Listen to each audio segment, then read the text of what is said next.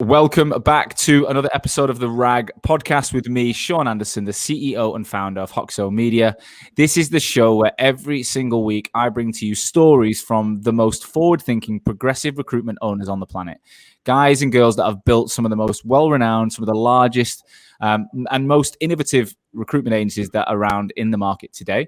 I'm super excited today. I'm joined by Andy Larholt. Andy is the CEO of Montash, a global tech recruitment agency headquartered in London. Andy also has a few other businesses that he's got interested in. He's what I call a multitasker.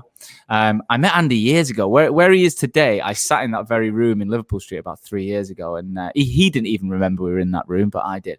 Andy, thanks for joining me on the show. Pleasure to be here. Thanks for having me. Not a problem, mate. Not a problem. I give you a very, very basic overview there, but we've already determined that your backdrop is real. It's not a fake. Yeah, it's not fake. No. So that is, because people will be like, that's a virtual background.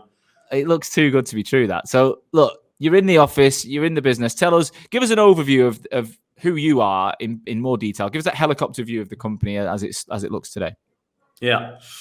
Let's start with who I am. So I'm Andy. 42 today. It's my birthday. Happy birthday. Husband, friend, brother, son. And yeah, the founder and owner of Montash, co-founder of an education business called Uniform, and the founder of education platform called Zappy. We'll talk about that, I should imagine, a bit later. So Montash has been the main business. We're 16 years old. I founded it in 2004 after one of my children, same day actually, or same month as one of my children was born. And it's what a journey it's been, what a roller coaster. After all these years, we're still rolling on, we're still smiling, we've got air in our lungs. As I say to a lot of people, it's basically a lot of lessons learned, a lot of mistakes made. Hopefully we get more things right than we get wrong, which is why we're still here. I guess we give a good service to our clients, look after our staff. What does the business look like? Sorry? Tell us what the business looks like today. So, we're coming out of COVID. COVID, we took a bit of a hit. In fact, pre-COVID, we had a bit of a change of leadership here, and it was the refresh the business needed. And we did a bit of a consolidation exercise. We were speaking openly, we'd scaled, and the reality was the scale hadn't been as successful as it could have been. We were chasing headcount and headline revenue, which is great. But if you're going to do that, you need to make sure that the quality below that, the people, the processes, the systems, etc., are there. And the reality was, when we looked at the business in 2019, we had 3 offices, headcount approaching like 100 odd, and but the business wasn't the quality that I wanted, that I believed in, and the figures, headline figures were good, headcount was good, but actually the quality, the rev, and the profitability was really poor. And I didn't see it coming. So we actually did a pre-COVID, before COVID even hit, we did a bit of consolidation, moved to one office, and really focused down the business, cut away, areas that we'd gone into, maybe vanity projects, tied up the strategy, tied up the people, and set on a path. Then COVID hit in March last year. And we took that opportunity to maybe make the extra 10 or 15% consolidation that we probably were holding off on. People that, could have made it in a good market, probably weren't going to make it in a challenging market. And that was a really tough time because, dealing with people's lives there. And we tried to do the best we could through COVID. We held on to as many people as we could. And the business today is much better for it, actually. If I look at the bit where we are as culturally and values and people, we're smaller than we've been for a while. We're about 50 odd people. Right. But we have now got the proper foundations in place to grow. Wow. So you had to cut the grass. You had to cut the grass to grow, as they say. You had to cut the grass to grow. And some of those cuts are hard, right? Because it's people. And obviously there's an ego thing in it as well. Everyone wants to be, lots of offices running around the place, big board meetings. And of course that's great, right? But there's the essence has to be that we are scaling a good quality business, right? I'm not even talking about profit. I'm talking about quality that you know, as you see across your workforce, that, you know, those people are doing a version of recruitment that you recognize, right? Yeah, that you're seeing candidates coming back to us, that you're seeing clients engaging with us on repeat business. You're seeing us win big programs of work. That's the kind of recruitment I signed up for, and I believe in. And when you look across the business and you're not, you know, not necessarily convinced by that, I think it's time to make change. That's so powerful, and you know, something that we're going to press on. We're going to discuss in this hour. Let's go backwards, right? So you were 26 when you started the business. I was 24. 24. 16 years. You're 42 today. How's that work? Yeah. So hold on. So we're going to be 17 years in August. Right, so you were just about turning 25. Yeah, I guess I was on the set. Yeah. So that's still bloody young, Andy, right? And that was my point, right? What made you start a company so early? You know, it's a really interesting question. So what was going on in my life at the time? I'd worked so instead of going to university, I managed to convince my parents that I could get a job. And the deal was, if I could get a job, I could defer my year, get a job, and then if the job was going well, I could not go to uni, right? I had a place to read economics at Manchester. My ambition was to come back to the city. I was going to go into finance, right? And I quite quickly realized that if I went to university, I would just be chasing girls and doing other things and I'll tell you what, studying wouldn't be happening, right? Debt would be rising. I just realized that. And I'm pleased I did, because it wouldn't have been right for me. So I started my career young. I started at 18, right? And my ambition was, I was like, if I do this, I need to be interviewing and hiring grads in 3 years. That will be the proof point of success, right? If I'm coming out and I'm ahead of the peers, my peers that have got a degree, I've exceeded them. Then you were thinking that at 18? Yeah, I was thinking that at 18. Yeah, I know it's weird, isn't it? Shit didn't even go through my head at 18. I know. I knew I'd go to uni and probably not be the most dedicated student, and that's exactly what I did. I went there and I wasn't the most dedicated student. I learned so much about me and life, though, that I wouldn't change it. But to have the foresight at that age, you know, was your dad an entrepreneur, or was there some influence on you that kind of allowed you to think to say, I want to hire grads in 3 years? I mean, I've not heard many people think like that at that age.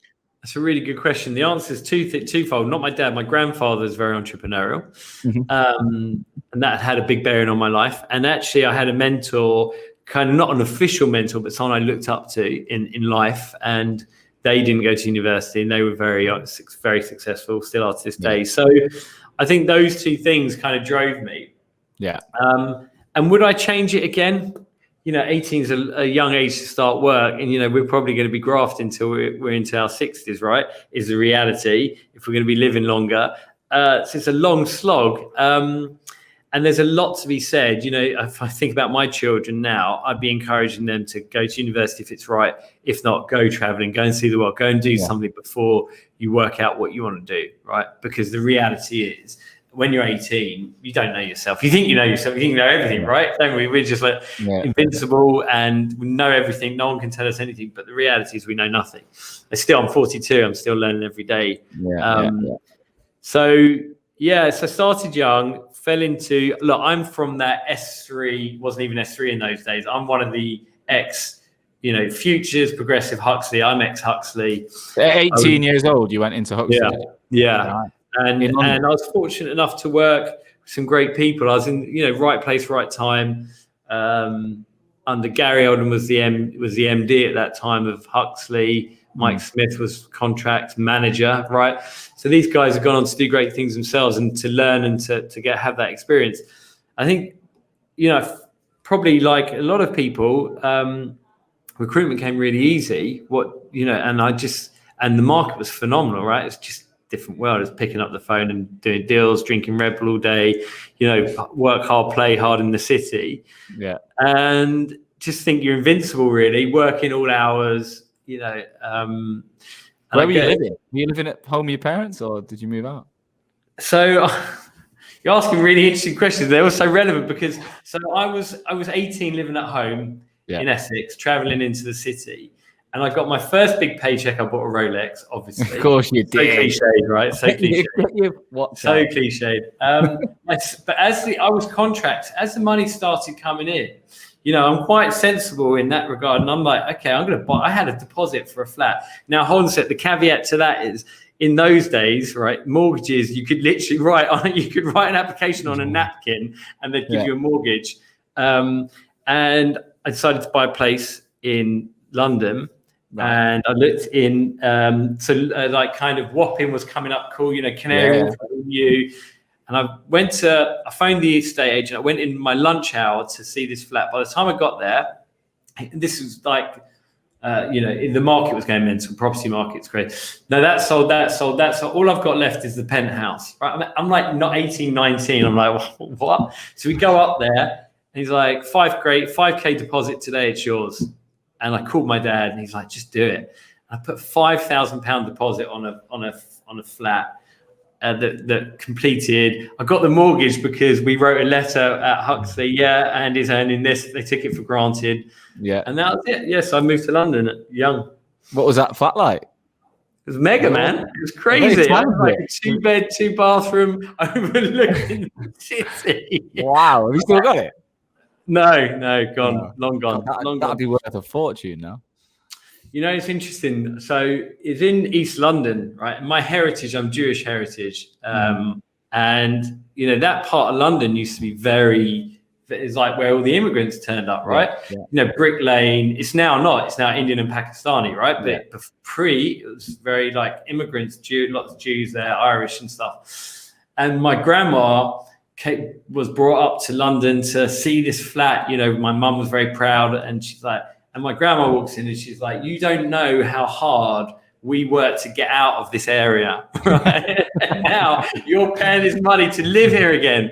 It's crazy to think. It's only a couple, generation, 2 generations, that circle. Yeah. That's class. That's exactly how it works.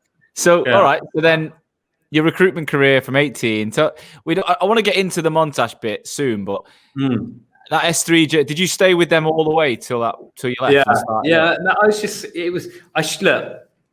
No, look, life is about lessons. It really puzzles me when people say they have no regrets, and that's an amazing outlook in life, right? Maybe regret is the wrong word, but there's definitely things I do differently. I'm sure no one can say there isn't, right? And one of the things I would do differently is I would have hung out. I would have stayed at S3 as it was then longer. Because I didn't know enough, right? I was a brilliant biller and I'd run a small team and I thought I could run through walls. And that would be enough to take me to this most successful growth, the next S3. The reality is I should stay longer because S3 was changing. It was becoming a lot more corporate. And that was one of the things that put me off. But actually, now when running a business, you realize why those changes are necessary. You realize why process and standardization and all these different things that companies as they scale have to put in. And I missed all that. So what I essentially did is I basically created a mini Huxley that kind of got stuck in a bit of a time warp for a bit, and I wasn't mature enough or old enough or worldly enough. You only know what you know to move the business forward that much. That's why, for a good 8 years of the early days of Montash, it was just it was brilliant. Don't get me wrong, it was fun, but we didn't scale much because, I wasn't thinking about things that one needs to scale. I was thinking about lunch clubs and winners trips and, suits and, Rolexes and things like that, right? Which is fine, but it's not. How did you come up with the name Montash? Where does that come from? That's my mother's maiden name. Right. That same grandma that came in and thought I was mad to move into Wapping. Right. Yes, that's her maiden name. I love it. So paint the picture for us the first day of Montage. Where were you? What was it like? How did you do it? Wow. Bun Hill Row, serviced office. Okay, so actually the first day of Montage was my bedroom, right, which is probably the case. I think you've talked about it before. Certainly where I started. I'm sure many a business has started. Garage or bedroom, right? For me, it was a spare bedroom. And I remember I could only afford 20 job serve credits. Right? That's all I could afford. So I knew those 20 job serve credits, I have got to make them count. And I remember getting the 60 odd CVs, and man, I stripped every one of those CVs like my life depended on it. My livelihood did depend on it. and then just built out. And I went straight into contract, which is unusual. Most people start with perm, but contract was my background. Yeah. And dude, we were flying, man. We were flying. We were doing SAP Europe. You know, we were one of the early adopters to do SAP recruitment, and we were absolutely fine. We hit some big projects with some big clients. You know, eye-watering profit. If I think back now, so small to be, you know, dealing with those big global companies and making the margins we were. Phenomenal. So were you on your own for a bit, and then you started hiring? How did the trajectory go in that first year or so? So you know what I was saying about the mistakes and the things that. So when you're in a big company like S3, there's a load you take for granted as well. There's a load of things that frustrate you. There's a load of things that you love, and there's a load of things you don't even know that are there, right? Yeah. Back office, finance, legal, compliance, culture, internal recruitment, training, all these things that you just think, you take them for granted.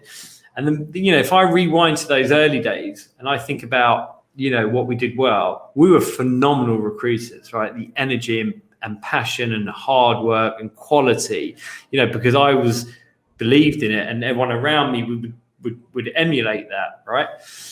That was great. Our recruitment was 10 out of 10. Where I just didn't develop the business was around, you know, the processes, the people, understanding the importance of quality people, training, career path, So my back office was good, right? Because I'm a contract recruiter, you don't mess around with the back office. Yeah, we didn't. Yeah. From day one, we were running that properly, compliance properly. I've never, you know, still to this day, there's just a way of, for me, a quality that has to run through that. So we were always trading well. Candidates were getting a great service. Clients come back to us. But I was working classic, right? I was working in the business, not on the business. Right? How long were you on your own for before you started hiring? Not long, because I ratted out quite a few contractors. So the income was there. We grew 3, 10, grew to 10 quite relatively quickly. But it was 10, then it was 4, then it was like 6, then it was 8. And this was all down to the fact that I was still in the business, doing the deals, leading from the front, which is brilliant when you've got a team, right? That's fine in S3 when you've got a team. You can lead from the front, have your team. When you're growing a business, at some point, you've got to say, hold on a sec, my skill set is no longer pulling 5 leads a day and being top of the sales chart, right? My job is now, actually, I've got to now create the next me's, right? Yeah.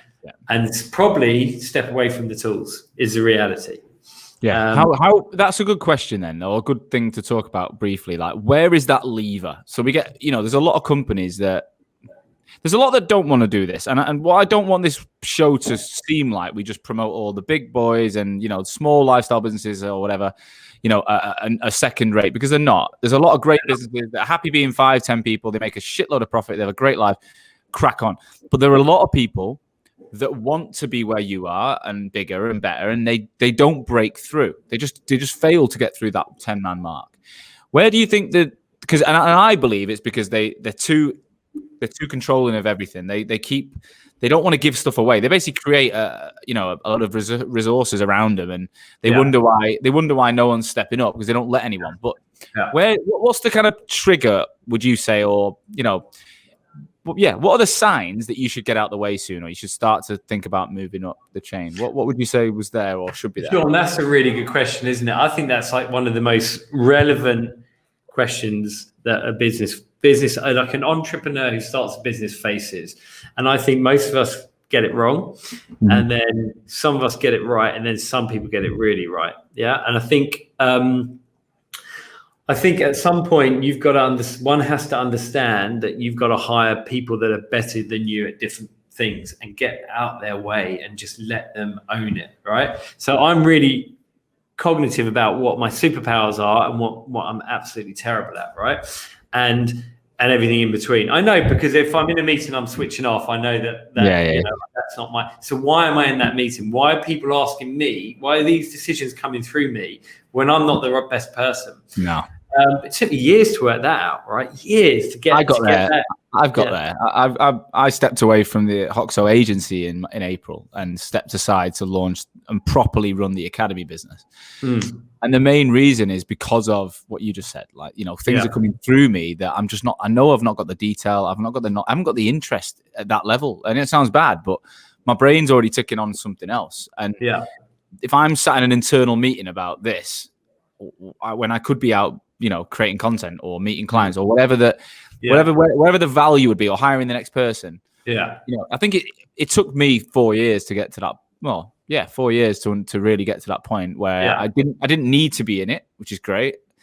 But I felt it was the right decision for me personally to get out the fucking way. Yeah. And I think one's got to understand that when you do that, it might not be perfect, or they're not going to do it the way that you would do it. But if you've hired well, right? And that's the key to it. Hire well. Don't cut corners. Don't then promote, right, I'm going to step down from the MD role and I'm going to promote this guy who's basically a mini me.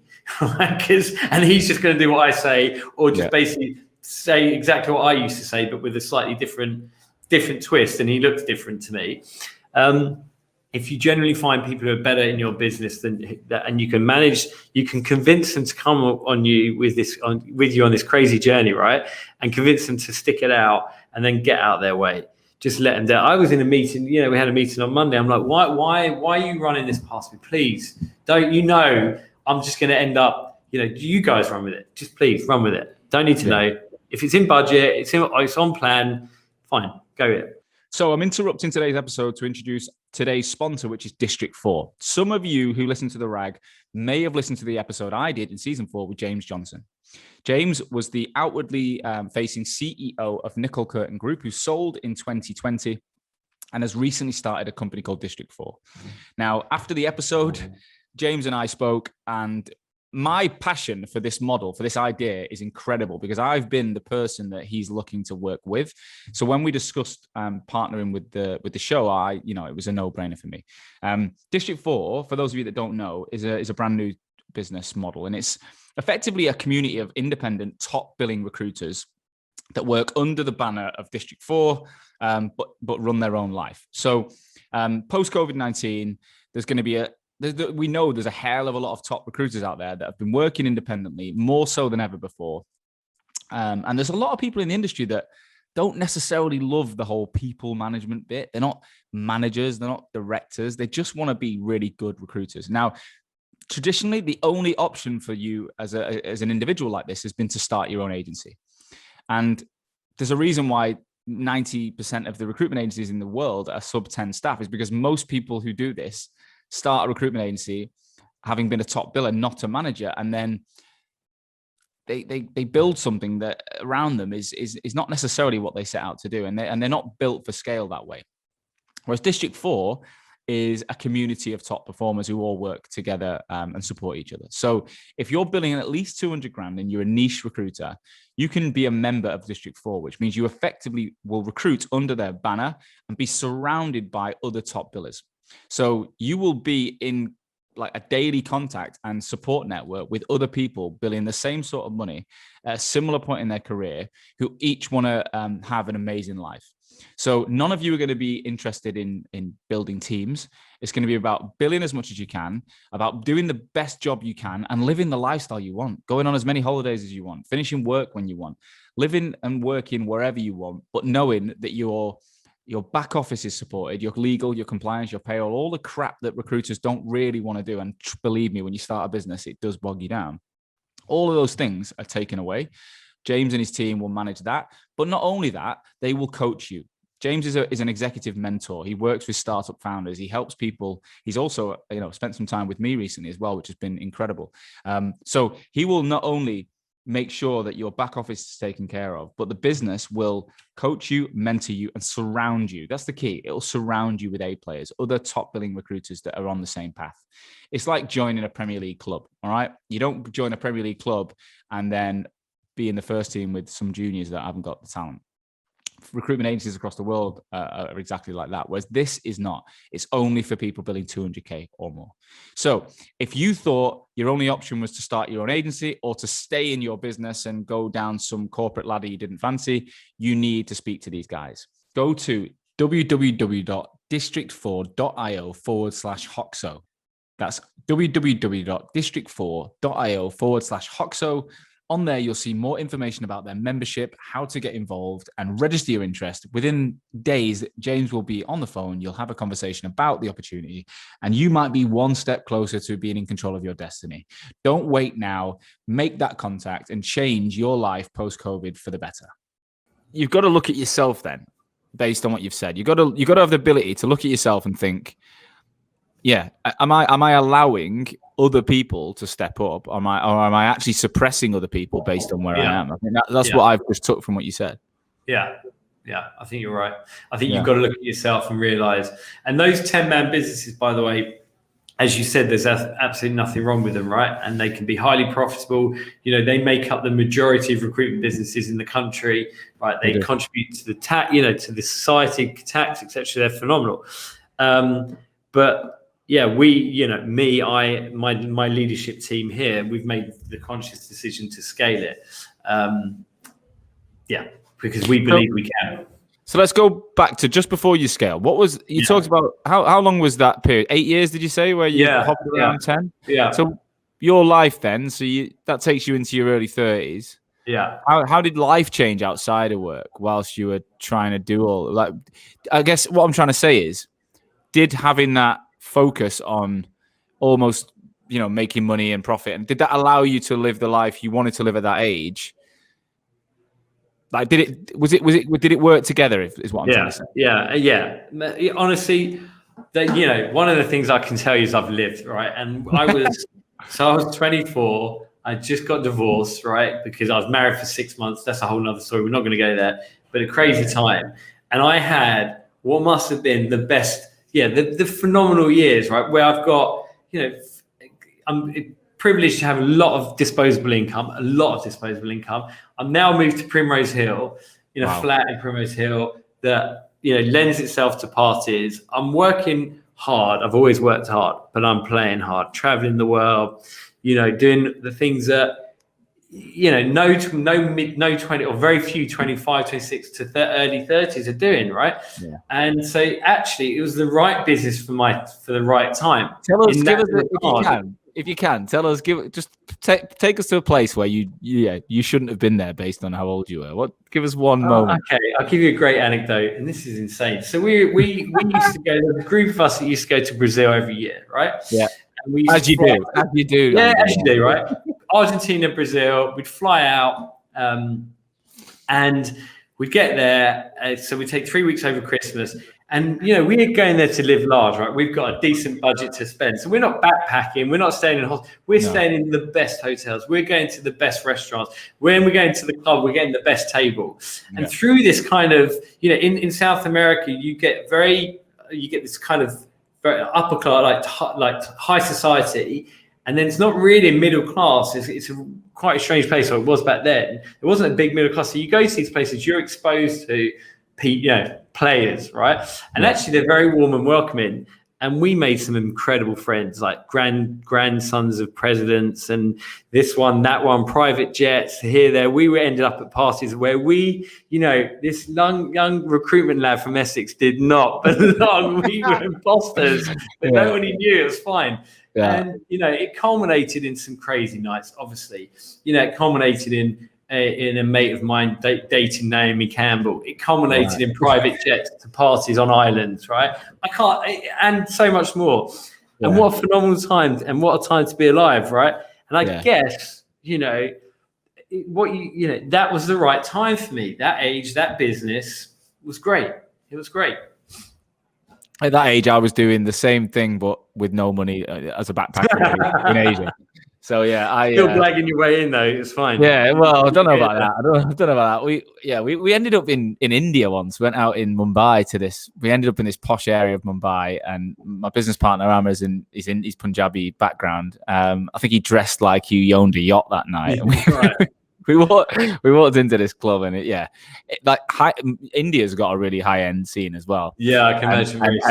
I remember going to the bar, and the round of drinks was like a whole night normally that we would spend, that we were like, shit, like, oh my god, we literally we should not be here.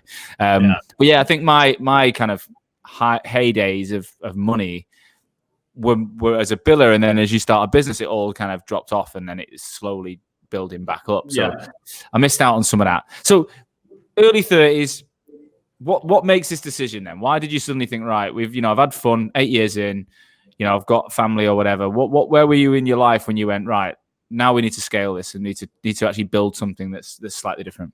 Yeah, I think it was that realization that that this was just going to spin around, the wheels are going to spin in the mud, right? And while it's great, it's this, I need to bring some scale to this business if I'm going to have something, a proper asset that I'm proud of. I think that, and also I'd seen some of my peers from S3 who left after me start scaling businesses, and I'm like, whoa, how have they done that? What have I missed here? What trick have I missed? And I think seeing those businesses and thinking, okay, surely I can do that if I get it right. I think those two things, plus in my private life, I've met my wife now. So I think, going a bit older, the trips to Brazil were turning into, more sensible holidays. Yeah, and I think it was just the right time. And my first big hire in that world was my FD. And I spent big money on an FD to bring in. Already the back office was always tidy, but I wanted to bring in the FD. Then we started looking at the sort of the processes and procedures within the business. Okay, so take us through that journey then. So that was about 8 years ago. Yeah. So it's like, okay, what facets does a business have? Does a business need to have? Talent acquisition, internal recruitment, training, academy for bringing in graduates, diverse client base, promotions and career paths. We got very, very, I wouldn't say lucky because we worked for it. We hit upon what can only be described as a dream scenario. I've still never heard anything like this, right? So we'd been doing SAP for years. We moved into more sort of, as we kept doing SAP, but we moved into more senior IT recruitment, right? So we started doing executive recruitment, and we got good at it. Right? We got really good at it. We weren't doing like the retained. We were sitting below the retained guys, the Egon Zenders, but above the contingency, larger shops. And there was a real niche for us there. And we carved out this niche. And, we did one perm placement, £250,000, which is eye-watering sum of money if you think about it, for one placement. But moreover to that, we stumbled across the largest SAP program still to this day, right? Wow. In total, this SAP program was £1.5 billion pound. Wow. Over 3 to 5 years, mega. And we happened to be their preferred supplier when they turned around and said, hey, you guys do SAP, right? Yeah. You need to come and see us. Sat down. We're about to embark on the largest ever SAP program, and we want you to be our number one supplier. That was a sea change for the business, because that we got over 120 contracts on that one project alone, but we're talking big margin contracts. This wasn't some high volume, low margin. No. We were doing phenomenal work and getting paid well for it. We were, everyone was happy. The clients were happy. We were happy. And I'll talk to you about that in a second. But the proof point for that is, I won't say who the client is, but one day they had an entire office, by the way, dedicated to this program, right? Wow. Not a floor. They had a 5-story building in Canary Wharf dedicated to this SAP program, right? And there was quite a few periods during that program that we had more people than the systems integrator. IBM were the main integrator. Montash had more contractors in this building than IBM. Wow. Phenomenal success story. The flip side of that is what it did is it sucked us into this. We became farmers, right? So from a real kind of hunting mentality where we could win business, quite a large portion of the business turned to deliver into this program. Yeah. And that was one of my big lessons. To do that again, I would silo that that's a team with an account manager, delivery, but my hunters don't get fat on that. Don't get fat and lazy. No. You come back here. Let's go and find the next one of those, because they're out there somewhere. Maybe not as big, but they're out there. Instead, what we did is quite a large portion of the company focused on delivering, and we smashed it out of the park. Right, we're so proud of the work we did. We're still, I'm still in contact with all those people. and it's a phenomenal time of our journey. And I wouldn't change that part of it, believe me, but I'd change how we approached it. Wow. So what impact did that revenue have on the business, and how did you use it? Because that must have been such a boost. Yeah. You obviously didn't do what you would now do, which is do that silo piece. So what did you do? Yeah. What we didn't do is reinvest that money as aggressively as we should have done, or aggressively is probably, but we didn't reinvest it as smart as we should have done, right? Mm-hmm. We should have reinvested a lot of that money in the scaling of the business. We built out, we didn't frit it away, but we didn't probably spend it in the right way. And obviously we're so busy delivering to this project that we're not thinking about investment, because I'm on the project as well. I'm in there, because I can see, in front of my face how much opportunity there is. It didn't just all land on our desk, right? We had to go and work the client. So it wasn't a pure, here's, come into the office 9 o'clock and there's 5 jobs there. It was come into the office 9 o'clock, there might be a couple of jobs there, but it was go out, get in amongst the program. We often pitched against IBM, right? That takes a lot. You don't just say, we want a data piece of work from them. That took us a month to pitch for. It's detailed pitch, etc. So I wasn't looking at scaling the business, right? We were very much eyes down on the prize. How long did that last? Good few years, 2.5, 3 years, and it really, had a real impact on the business. So we didn't, at that point, that was a big mistake that I made, is that I should have siloed it, focused and said, right, we've got a massive opportunity here. Let's scale this.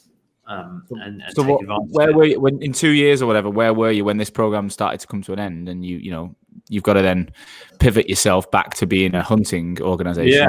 Where was the business at that point? Well, okay, so we got approached someone approached us to buy us, and in fact that approach kicked off a process where we actually said, well, look, well, there's not going to go for the first offer. Let's put the business up for sale and see who's interested. And we got 5 offers. One of them was a really serious offer, a very serious offer, and leads to my second thing. So leaving Huxley early, I would have stayed another 3 to 5 years. I would have cashed out as well at Huxley. Crazy. And then my second thing that I'd definitely change is I would have sold the business in 2015, because it was a brilliant offer. It was a great company that wanted us, right? And essentially it was my fear of going back to being an employee, and the 4-year earn out, how the dynamics would change. How would I cope with being part of a big ship again? And actually what I realized is I would have coped just fine, because I would have been learning, and I would have just got on with it. I would have just made it a success, right? So those are the 2 kind of things that if I could rewind, those are the 2 things I would change. So you literally sat there, you had that offer, and you, based on the earn out, because that is a big thing that people talk about, isn't it? It's like, if you're mentally checked out of a company, like, were you at that point where you probably thought, I was on the fence of, I'm quite happy to leave now, I'm quite happy to move on? Yeah. I'd been there for quite a few years at that stage, and I was tired, but been doing it a while, and actually that would have been the right thing to do. And it's so frustrating, because there's an old saying in business: sell and repent. Yeah, so do it and then repent, because actually selling and repenting always feels better in the long run than not selling and regretting. Right. Yeah. So if I'm in that situation, or anyone's ever asking me advice, I think it's very hard to give advice, because there's so many different circumstances. Yeah. But from my experience, my shared experience is sell and repent, and live to fight. Regret. Yeah. A final interruption to today's episode to introduce Vincere. Vincere is the all-in-one CRM ATS platform built for the recruitment and staffing industry. Now, I first heard about these guys about a year ago. The amount of prospect recruitment agencies and clients I was working with that were telling me they were moving over to Vincere, I had to look into it. And what I found was a business that had a global reach with multiple offices around the world. So they've got this follow the sun methodology, which allows them to support recruitment businesses wherever you are and be in your time zone. But the technology that they've invested in is becoming a disruptor in the space. More and more recruitment businesses are doing this to give their recruiters a competitive advantage. They broke into the G2 Crowd's momentum grid as a market leader based on their reviews from their customers. So the agencies that are using this platform are raving about it. Now, if you're a RAG listener and you're thinking about changing CRM, or you're a new business looking to launch with a new CRM, then I would get in touch with these guys, because if you mention that you're a RAG listener, they're doing an amazing deal. By visiting www.vincere.io/RAG, you can get an exclusive deal which offers 2 months completely free on a 2-year commitment, or 3 months completely free on a 3-year commitment. This applies to all licenses that you've either signed up for now or that you'll add in the duration of the contract. So get on there and have a look. Finally, if you're listening and you're a recruiter and you're thinking, I want to move into a more of a business development role, and I'd like to keep hold of my recruitment knowledge. Well, these guys are recruiting for a BD person, well, multiple roles in both Sydney and London right now. So if you've got a strong recruitment background, you want to move into BD, and you want to work for a fast moving tech business that's helping people like you right now, then get in touch via their website, because they're hiring today. Back to the show. So, yeah, the thought of a 4-year earn-out, I mean, it's quite a long time as well, isn't it? It's not short. You hear about 2 years and 3 years, 4 years, but at least it's a clear plan that then means you can sort of put a line in the sand. So then, how did you feel refusing that and going back to the tools? Because you must have, again, part of you must have mentally checked out in that process, I imagine. So it's almost like you know this story, right? But actually, the thing that happened is, me and the leadership team, we all got very excited about this sale that was going to happen. And when it didn't happen, it caused quite a large ripple through my leadership team. And those guys kind of felt a bit deflated. And off the back of that, I lost a couple of good leaders. And that was kind of like, okay, so now we've got to start rebuilding this. We've got to realign, we've got to create a new vision, got to create a new strategy, got to create a new plan, and we've got to go again. And at that point, end of 15, I decided to take on an MD to run the business, and I was going to step back and focus on my other businesses, which I did, and spent a lot of time trying to finding an MD, and interviewed a lot and appointed an MD, and that was kind of the next, the chapter, if you will, of Montash's journey. And how did that feel then, having someone else step in and you've got a bit of freedom to look at that plus the other companies? The freedom's phenomenal. The freedom was amazing because it really allows you just to refresh and clear your mind, right? The idea of letting go and letting someone run it is challenging, I'm not going to lie. The problem is, if you've just hired someone that you don't know, you just don't know this person. You might have done your due diligence, which I did. You've done, you've met a lot of people. This is still someone that you don't know, right? It's not like I had the option of promoting someone from within. That would have been a better option. And that person's going to come with a new set of ideas, different approach, and you've got to let them get on with it. Otherwise, what's the point, right? So the freedom part was great. The idea of being able to get away and refresh and reset was good. The part where you have to let go is hard, and then of course, if it works out, it's brilliant. Oh, I'm genius! I found the best guy. If it doesn't work out, then you've got to think, how did yours work out? In some ways, it was good. There was positives. In other ways, not so good. And needless to say, that was our period where we scaled with headcount and offices. But nothing else. The headcount looked great. The offices, we've got 2 offices. That looks great. But sadly, the figures just didn't follow, right? And it wasn't only the profitability that was just the DNA as well changed. DNA and the quality and what happened, which I hadn't really thought about, is when I ran my business, it was very, it was smaller. Okay, so flatter. But there was no politics, right? People respected each other. People looked each other in the eye. They supported each other. You go through, you make mistakes together. You win together, right? And you lose together. But as Montage scaled through that period, it became very political.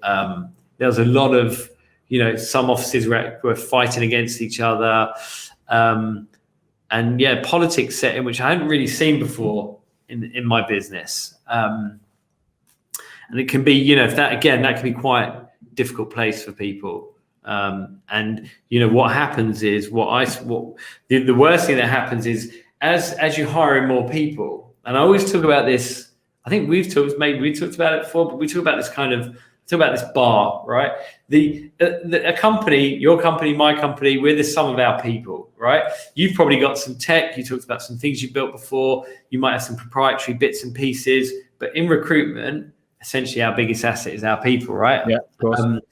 So your company is the sum of your people. And what I saw is as we're scaling, there was just no quality control. If they've got a pulse and they look like they're interested, get them in, right? And what happens is our bar of quality was just drifting down, right? And the worst thing when that happens, in my opinion, it's my view, is that you actually start losing your good people, because your good people don't want to be on a team full of dummies, right? They want to be playing Champions League football, right? Or they want to be winning trophies. They don't want to be relegated, right? So we had this challenge, and again, what I was seeing that for me was the real red flag was that we were hiring people and losing them after 9 months. So we had 9 months of non-productivity, salary, and then we're losing them because they weren't being trained, nurtured, developed. They weren't the right people at first, and they were. So this was kind of all going on, and I'm like, wow, okay. And you're looking at this from a bird's eye view, having like regular meetings with the MD and just, I imagine it's just ticking away in the back of your brain all the time. Yeah. Like something needs to change. Yeah. And I think there was a big thing, one of the big realizations, we did a staff survey, and I had this HR, someone I really respect who's very good in HR. He kind of helped me interpret it, and he basically explained. And I was like, wow. He goes, that's not the company that I remember. That's not Montage that I know. And that was a kind of light bulb moment. Wow. So what did you just literally, you had to let the guy go or lady go? Yeah, this is now we're kind of, and I'll be very honest with you. I mean, probably too honest, but we then parted company in 19. And again, there was we lost and we basically let go of quite a lot of people, consolidated the offices, and just went back to what we believe in, or what I believe in.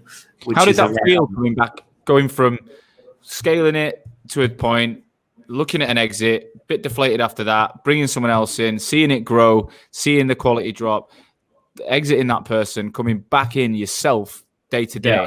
How did you cope with that?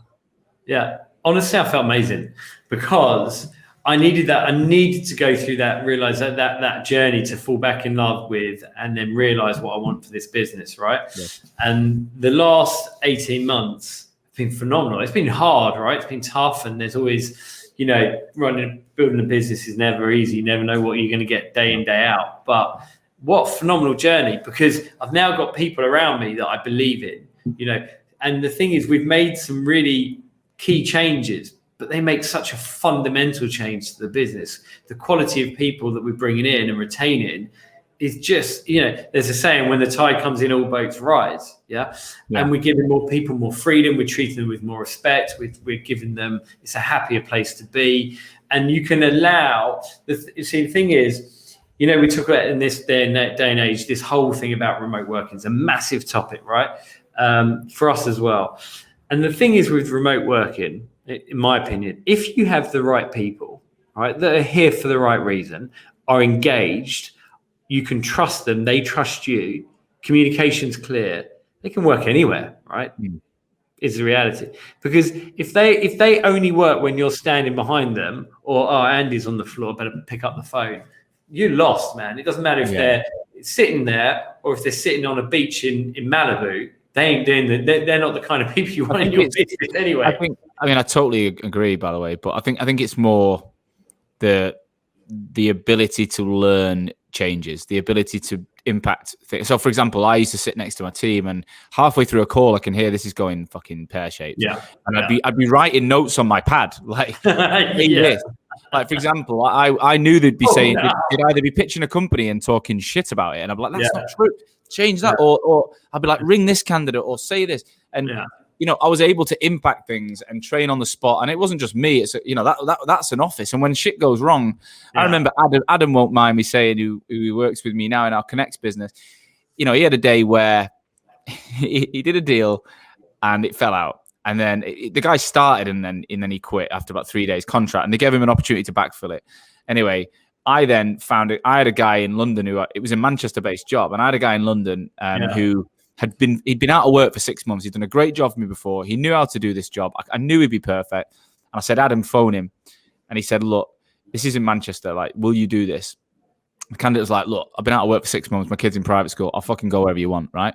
So sends the candidate. The client goes, he's in London. We're in Manchester. This is going to be a problem. He was like, look, we know this guy. We'll vouch for him. We wouldn't send someone we don't vouch for. Yeah. Anyway, guy goes up, gets the job. I'm a Man City fan. He's a Man United fan. He's then sending me pictures of the Man United store saying, check this out and all this. Adam writes it back on the board. Everyone's happy. Client's happy. I'm happy. And then I get my phone starts buzzing. Again, he phoned me because I had a relationship with him. Yeah. And he pulled out because he'd had a role in London came through that he'd interviewed for ages ago. And Adam went white. Yeah. His skin just lost all color. I remember taking him for a bottle of Corona at 11 a.m. and trying to console the guy. And I'm like, there are moments, I think, trying to do that in a remote environment. How the fuck do you do it? But what is your model now then? How have you got through the pandemic, and how do you see the future from that perspective? Yeah, let me reiterate what you just said. Okay, so I believe if you've got the right people, they can work anywhere because the trust is there, right? Yeah, I agree. However, we are in sales, we are in recruitment. It's a roller coaster, right? As you just said, dropouts, high fire. You need to stand. You want to be in a team, right? There's a reason, because you're going through this together, and you want to go through those highs and lows. And also the learning, exactly what you said, the learning through osmosis, right? Just that pick little nuggets of information you pick up as a leader, little things you observe that you can intervene quickly on the desk, right? So while I believe we've got a workforce that if we went full lockdown tomorrow and went back to home, I trust every single one of them to be at their desk and to do what needed to be done to get the job done, right? The trust is there. However, we've gone to the hybrid model, right? And we embraced it really early. So we were back in the office, some of us, voluntary, like February, right? Because I was finding it hard being at home despite having quite a nice setup. We had some people who'd moved to London, from other countries. They're sitting on the end of their bed trying to do the job. They were coming in. And then we did a staff survey and we mandated everyone back to the office 3 days a week, right? Unless they had exceptional circumstances, pregnancy, shielding, whatever, right? Best thing we did. Those 3 days, Tuesday to Thursday here, I mean, you can't hear it. The floor's buzzing. People are smiling. We're in Shoreditch, right? It's great. It's fantastic. The Monday and Friday people work from home. It's fantastic. They're happy. They're a bit, Monday's a lot of catch up, one-to-ones, great. Friday, they don't have to go home. They can be at home, whatever, right? It's great. So we've embraced this hybrid model. It's working well. The figures suggest it's working well. So that's where we're at for the foreseeable. What about you? Well, I mean, we went remote. So we literally had an office in Bethnal Green, 15 staff. The day the lockdown went in, we shut it. We closed it thinking, you know what, we'll see what happens. And then we ended up giving notice, which we paid for 6 months and never went. Yeah. And now we've got a 30-man team or 30-person team, around the world. So in South Africa, we got 10 staff. We got 3 in America. So it wouldn't make sense anyway. We have WeWork is in Johannesburg, Manchester, and London. So that's where we tend to all congregate once, twice a week or whatever. I think my business, the nature of my business is slightly different. So there's only a few in sales. The rest are in like delivery of communication and creative and stuff. So they probably work better at home anyway. I find the one thing I've said on I've mentioned it on this show, but I think even myself, I think we reacted so fast to the scenario last year. We had a great, some of us enjoyed lockdown, April, May, June, fuck the office, including me, we'll all go remote, blah, blah, blah. But if you look at your career over a period of, say, 16 years of Montash, but you might run till you're 60, that's 45 years. Yeah. Hopefully the pandemic's just a blip. It's just a small blip. Yeah. Some of us made astronomical decisions based on a blip in within 3 months. So I can see a lot of people reversing back to not necessarily going back to how they were, but thinking they over-egged the love of the new world. And I have days where I'm so fucking bored on my own, and then other days where I'm like, this is amazing. James Osborne said it to me, the TRN chair. He said working from home is going to be fucking awesome when everything's open, because it's a lot different saying I'm working from home and I'm jumping straight into a restaurant or a pub local than fucking working from home with everything shut. They're very different. I've already found that it's so much better to be able to nip out and have a coffee or see someone or whatever. Then I'm quite enjoying being at home. It was getting really tedious till the world opened back up. I think, look, there's so many different factors, and every company's different, right? So what sector they're in. For me, the big one is the demographic of our staff, right? Our typical demographic, mid-20s. London's not their home, right? They've moved to London from other countries, from other parts of the country, right? They are here for the experience, okay? They don't have a massive friend group. No. They don't live in the suburbs with 2 kids, a dog and a friend group, and they want to walk the dog at lunchtime. They're living in a 1-2 bedroom flat with some people they know, some people they don't, and their friends are quite often their workmates, right? So what do you do in that situation? You say, oh, they're not like, I'm loving working from home. They're a bit like, it's all right, but I want to come in. So we spoke to our people, and we listened and we did it, and it's been successful.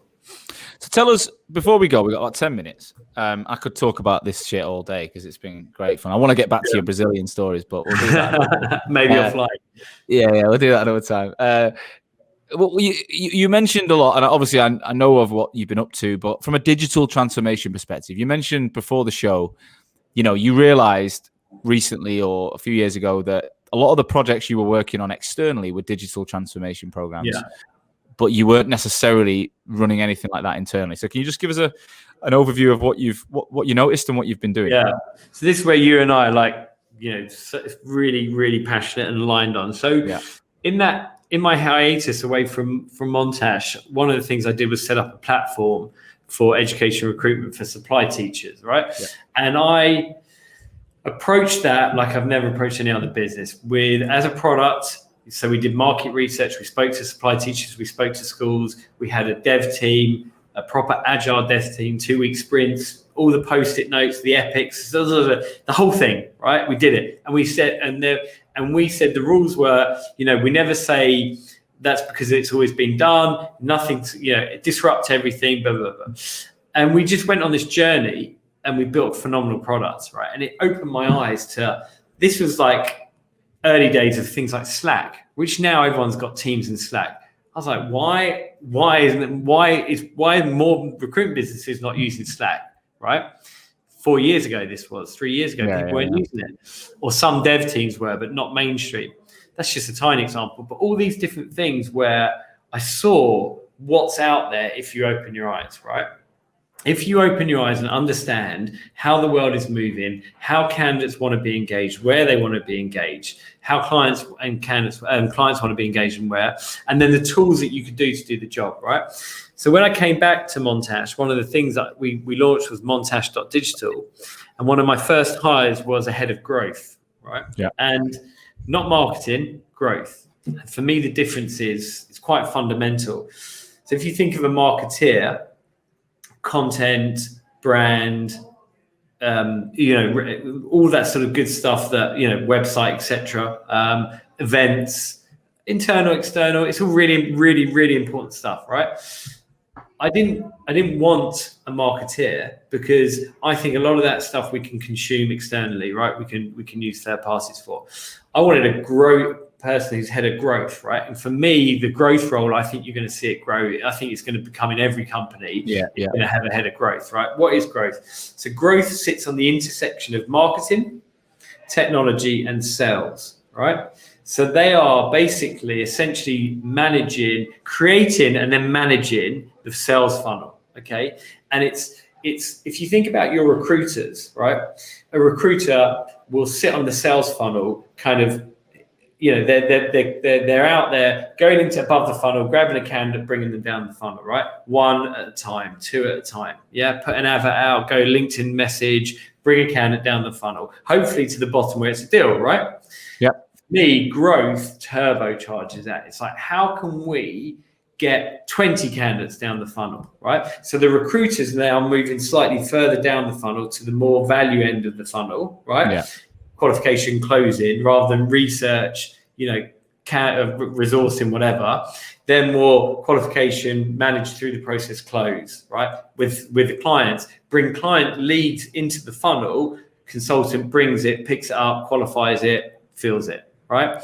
So it's that kind of that's and why it intersects sales, tech, and marketing is because the head of growth we've got here, his first thing is the platform. We've got to build the CRM, single source of truth. Got to get consultants changing their mindset, understanding about data. Then when it touches marketing, we've got to make our consultants into mini marketeers, social media, podcasts, etc. Right? So it has the academy, right? So that kind of thing, And then it cross sections sales because they've got to understand the sales cycle, right? So ahead of growth, and then and then that's part of our digital transformation. The digital transformation is looking at all the tools we have, right? How we're reaching our candidates, how we're reaching our clients. And this isn't digital transformation. Let's redo the website, right? We haven't even redone our website yet. We're ready to. It's how do we if and when we relaunch our website, are we making sure that is actually capturing quality candidates and clients rather than just a brochure website? And if it is it capturing them properly above Where's the it funnel? coming from? Most traffic from websites in our market come from LinkedIn anyway. So what are you doing on LinkedIn? Like my academy is designed around the same concept. It's funny because I had a chat. I pitched to a whole company this week, and quite often I speak to the owner and I talk about the academy and how we work with everyone in the business, and we're able to at a desk level mobilize every individual to understand how to produce content, the things they should be doing on LinkedIn. We know that literally recruiters have LinkedIn open all day. 50% of the day is scrolling the platform. Phone times are dropping. And the days aren't getting any shorter. So they're on the platform, right?